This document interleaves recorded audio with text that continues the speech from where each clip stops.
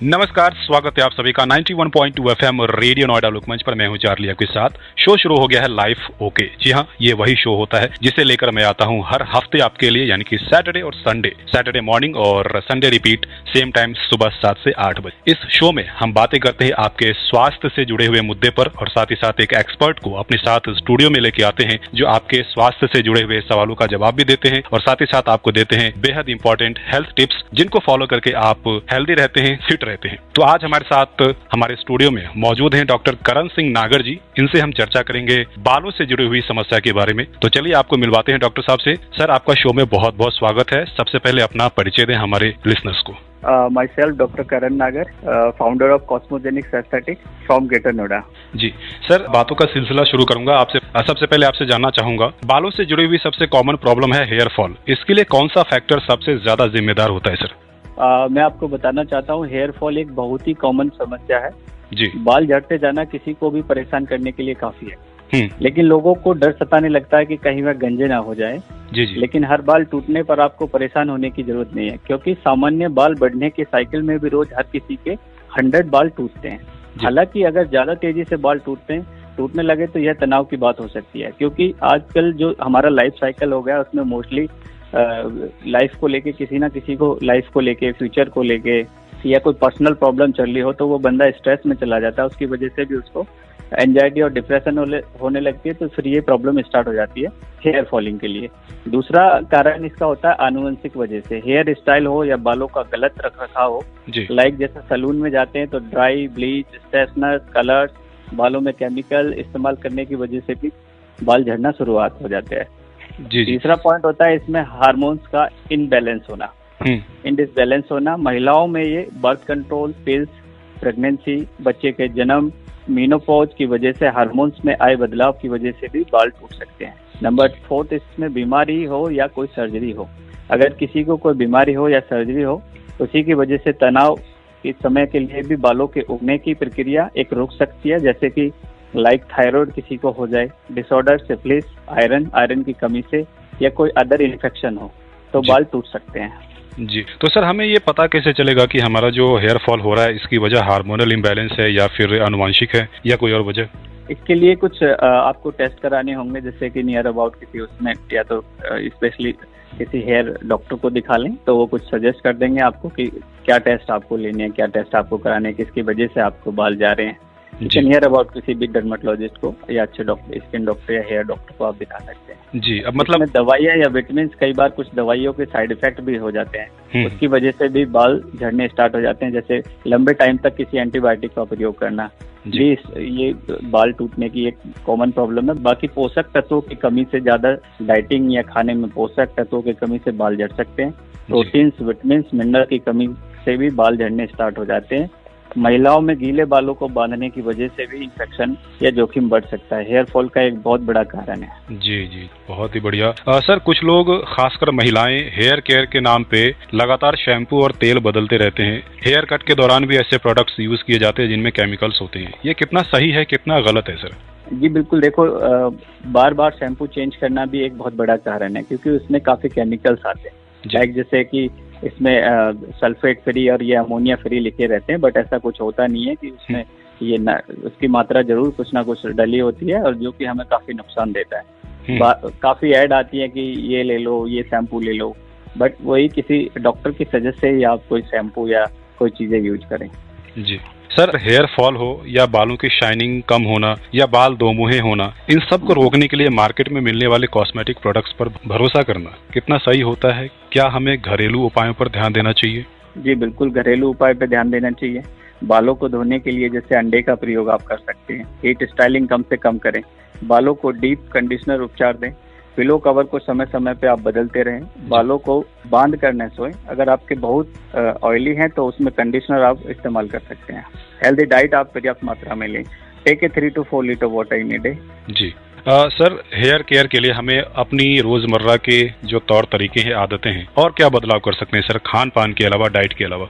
Mild shampoo या conditioner आप इस्तेमाल कर सकते हैं। इसमें केमिकल से भरे शैम्पू बालों को नुकसान पहुंचाते हैं, और बालों से नेचुरल ऑयल छीनकर बालों को ड्राई और कमजोर बनाते हैं। सल्फेट फ्री इसलिए जहाँ तक आप संभव हो सल्फेट फ्री और पैराबीन फ्री शैम्पू इस्तेमाल करें। इसका हेल्दी डाइट के लिए आप पर्याप्त मात्रा में पानी पिए, और कुछ लोग खासकर महिलाएं हेयर केयर के लिए लगातार शैम्पू बदलते रहती हैं, तो हेयर केयर के दौरान भी प्रोडक्ट यूज किए जाते हैं, लेकिन कितना सही है कितना गलत है वो लोगों को अभी पता नहीं होता है, उसमें क्या है अंदर, कौन से केमिकल्स उसमें डले हुए हैं। तो थोड़ा सा ये डर्मेटोलॉजिस्ट का टेस्टेड ही प्रोडक्ट आप यूज कराएं या यूज करें।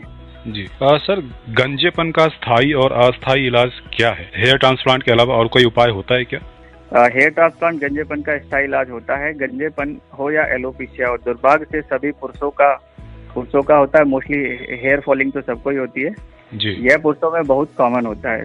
20 से 30 वर्ष की उम्र में लोगों को बाल झड़ने शुरू हो जाते हैं। किसी किसी को जेनेटिक होते हैं तो उसकी वजह से भी उसको बाल चले जाते हैं, जिससे आदमी 40 टू 50 ईयर का दिखने लगता है। इससे व्यक्ति के कॉन्फिडेंस में भी काफी कमी हो जाती है, आयु ज्यादा से ज्यादा दिखने लगती है, व्यक्ति संकोच हो जाता है तथा अन्य व्यक्तियों के साथ भी आत्मविश्वास ढंग से बात करने में असमर्थ हो जाता है।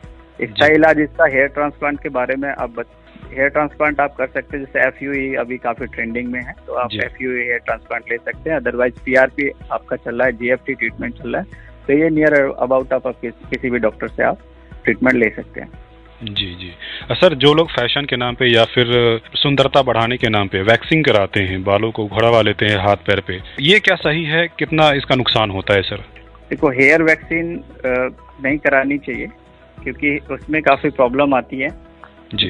जैसे कि सपोज करो कोई या तो हेयर रिडक्शन का कोई ट्रीटमेंट ले रहा हो, हेयर रिडक्शन का अगर किसी डॉक्टर से आप हेयर रिडक्शन करा रहे हैं, जैसे डायोड हेयर अगर यूज कर रहे हैं डॉक्टर, तो वो काफी ठीक होता है, बट उसमें प्रॉब्लम नहीं आती है।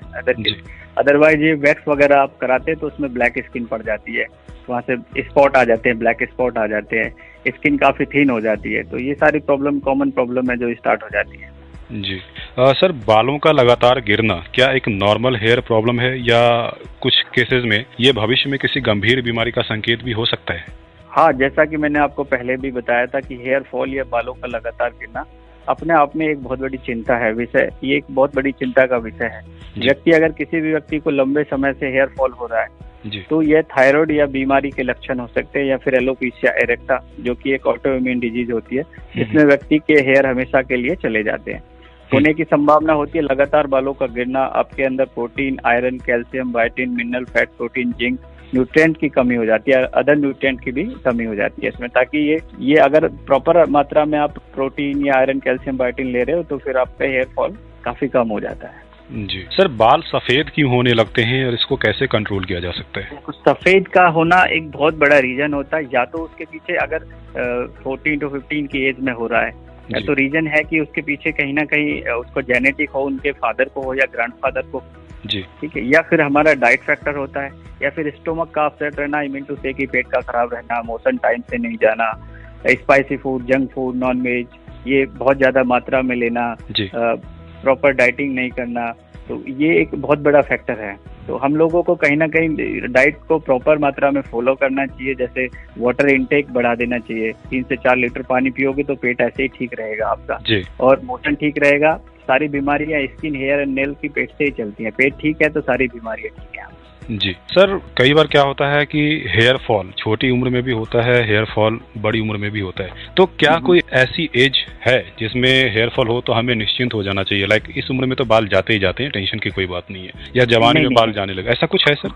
नहीं, अगर छोटी एज में जा रहे हैं, अगर 100 हेयर अगर एक बार में जा रहे हैं या पर डे जा रहे हैं, तो उससे कोई घबराने वाली बात नहीं है, क्योंकि वो तो 100 तो कॉमन ही है, वो तो जाएंगे ही, तो वो रिकवर कर जाएंगे, ऐसा कोई प्रॉब्लम नहीं है। अगर इन केस अगर 40 या 40 के समथिंग जा रहे हैं तो वो तो नॉर्मल है, क्योंकि वे एज का फैक्टर है, तो वो तो जाने ही यहाँ पे। अगर जेनेटिक है आपको कि आपके फादर या ग्रैंडफादर को चले गए, तो फिर तो आपको डेफिनेटली वो कहीं ना कहीं जाते ही हैं, या फिर हम डाइट का हम फॉलो नहीं कर पा रहे हैं, प्रॉपर स्लीप नहीं ले पा रहे हैं, प्रॉपर डाइट नहीं ले पा रहे हैं, कहीं ना कहीं एंजाइटी हो, डिप्रेशन हो, ये सारी चीजें कॉमन लाइफ में चलती रहती है, तो हमें मैनेज करके सारा चलना चाहिए।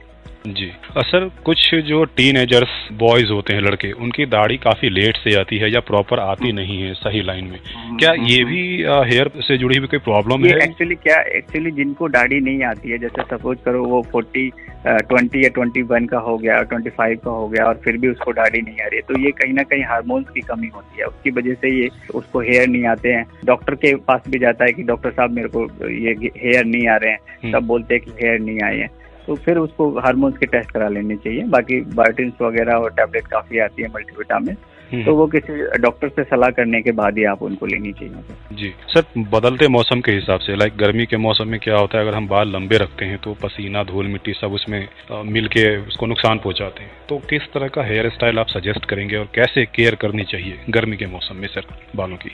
देखो, ये तो मैं हेयर स्टाइल तो नहीं सजेस्ट कर सकता हूँ, क्योंकि हेयर स्टाइल तो सबका अपना अपना होता है कि वो कैसे रखना है, कैसे। जी, आई मीन सर, बाल लंबे रखें, छोटे रखें, कैसे? इसको छोटा ही रखना चाहिए। हेयर फॉल अगर लंबा होंगे तो हेयर फॉल होने के ज़्यादा चांसेस रहते हैं, और शैम्पू भी अच्छे से नहीं हो पाता है। फिर उस पर ड्रायर यूज करते हैं तो हमारा हेयर फॉल बढ़ जाता है। बाकी गंजेपन को ढकने के लिए एक हेयर स्टाइल की भी सबसे ज़्यादा कॉमन चल रहा है, कॉम्बो ओवर स्टाइल जिसको कहा जाता है। इसमें सिर के किनारे से बालों को लंबा बढ़ाना होता है और इसे गंजे भाग को ढकने के लिए एक किनारे की तरफ से दूसरे किनारे की तरफ खींच लेते हैं, तो इससे क्या है, उसका गंजापन ढक जाता है थोड़ा सा। जी सर, लोग टोपी भी यूज कर लेते हैं नियमित रूप से, बट वो गंजेपन को ढकने के लिए ही करते हैं, और वैसे उसमें स्वेटिंग होती है काफी, टोपी बहुत कम यूज करनी चाहिए। अच्छा, कुछ लोग हेयर विग यूज कर लेते हैं गंजेपन को ढकने के लिए। हेयर विग एक्चुअली काफी पुराना है, आजकल हेयर पैच चल रहा है, ये एकदम न्यू है, और जिसमें अस्थायी रूप से लोगों को काफी बहुत लाभ मिल भी रहा है। ये तकनीक उन लोगों के लिए है जो हेयर ट्रांसप्लांट का खर्चा नहीं उठा सकते हैं, पुअर है या पुअर पेशेंट है, लग रहा है कि मेरे को गंजापन आ गया, हेयर ट्रांसप्लांट के लिए मेरे पास पैसे नहीं है, तो मैं क्या करूं, तो फिर वो हेयर पैच यूज कर सकता है। जी, बहुत से लोग सर बालों में मेहंदी लगा लेते हैं कलर करने के लिए, ये नॉर्मल रहता है या इससे भी नुकसान है कुछ? नहीं, अगर आप मेहंदी लगा रहे हैं तो मेहंदी से कोई प्रॉब्लम नहीं है, क्योंकि उसमें ऐसा कुछ केमिकल नहीं है, तो मेहंदी आप लगा सकते हैं। अदरवाइज आप किसी स्पा में या सैलून में जा रहे हैं तो वहाँ तो देखो केमिकल्स तो होते ही हैं, अगर आप कलर कराओगे तो ऑब्वियसली आपके हेयर फॉल होना ही होना है। जी सर, बालों से जुड़ी हुई और कौन सी कॉमन प्रॉब्लम होती है? आपके पास पेशेंट्स आते होंगे, वो और क्या क्या समस्याएं लेके आते हैं सर? देखो, बालों से लेकर, जैसे सपोज करो कि कोई हेयर फॉल का केस आ रहा है, तो उसके पीछे रीजन क्या है हेयर फॉल होने का, तो मैं पेशेंट से बात करता हूँ कि भाई क्या प्रॉब्लम है। जी, सपोज करो कि पेशेंट मेरे पास आया डायरेक्ट मूव करके, तो मुझे बताता है कि डॉक्टर साहब, सपोज करो मैं पहले मुंबई रह रहा था, अभी मैं जस्ट ग्रेटर नोएडा शिफ्ट किया है, और यहाँ आने के बाद मेरा कुछ हेयर फॉल एक्सेसिव हो गया, मतलब बढ़ गया हेयर फॉल। तो उसके पीछे कई रीजन हो सकते हैं हेयर फॉल होने के। सिटी का चेंज होना, वेदर का चेंज होना, मौसम का चेंज होना, वहाँ पे वो क्या डाइट ले रहे थे, डाइट प्रॉपर फॉलो नहीं करना। दूसरा कंडीशन ये होता है कि ये जो केमिकल्स होते हैं, सपोज करो पानी वहाँ का उनको सूट हो रहा था पहले महाराष्ट्र का, और ग्रेटर नोएडा जैसे ही आए तो उनको पानी सूट नहीं हुआ, क्योंकि यहाँ के कुछ केमिकल्स आते हैं पानी में भी। मॉर्निंग में अगर आप चेक करोगे तो कभी वो थोड़ा सा अजीब सा लगता है, तो वो चेंज हो जाता है। वेदर अगर चेंज होता है तो फिर हेयर फॉल बढ़ने के चांसेस होते हैं। सिटी चेंज किया तो उसकी वजह से। जी सर, जाते जाते ओवरऑल देखा जाए तो बालों का ध्यान रखने के लिए, केयर करने के लिए क्या मैसेज देना चाहेंगे सर? एक लाइफस्टाइल कैसा रखना चाहिए, क्या कहना चाहेंगे सर अपनी तरफ से? मैं तो देखो जाते जाते यही बोलना चाहता हूँ सभी को कि अपने बालों का हमेशा ध्यान रखें, केयर करें, और शैम्पू बहुत नॉर्मल लें, जिसमें पैराबीन हो, स्टेरॉइड फ्री हो और सल्फेट फ्री हो, वो आप शैम्पू यूज करें। प्रॉपर डाइट लें, जैसे डाइट इन केस अगर प्रॉपर डाइट नहीं ले पा रहे तो आयरन, कैल्शियम, बायोटिन आप ले सकते हैं। काफ़ी अच्छे मल्टीविटामिन आजकल चल रहे हैं हेयर के रखरखाव के लिए। बायोटिन स्पेशली लेना चाहिए हेयर के लिए, नॉर्मल इंसान को भी ले लेना चाहिए जिसको हेयर फॉल नहीं हो रहा है। बायोटिन काफ़ी हेल्प करता है हेयर फॉलिंग के लिए भी और हेयर ग्रोथ के लिए भी। दूसरा कंडीशन मैं ये कहना चाहता हूँ सभी जो भी सुन रहे हैं कि हेयर के रखरखाव के लिए आप अभी जैसे कि गर्मियों का मौसम चल रहा है तो वाटर इनटेक अपना 3 से 4 लीटर कर दें दिन में, 3 to 4 litre water in day. Stomach का अपसेट रहना, मतलब पेट बिल्कुल ठीक रहेगा। अगर थोड़ा सा गुनगुना पानी भी आप सुबह ले सकते हैं। आंवला आप ले सकते हैं हेयर के लिए, हेयर काफ़ी अच्छा रहता है आंवले से। दूसरा एलोवेरा भी आप ले सकते हैं, और अमोनिया फ्री, सल्फेट फ्री ये शैम्पू यूज करें। ठीक है। फ्रूट, ड्राई फ्रूट्स आप ये ले सकते हैं। जी सर। तो दोस्तों ये थे डॉक्टर करण नागर जी, जिन्होंने अभी हमारे साथ चर्चा की बालों की समस्याओं से कैसे निपटें, कैसे बालों का ध्यान रखें। उम्मीद है ये बातचीत आपको अच्छी लगी होगी।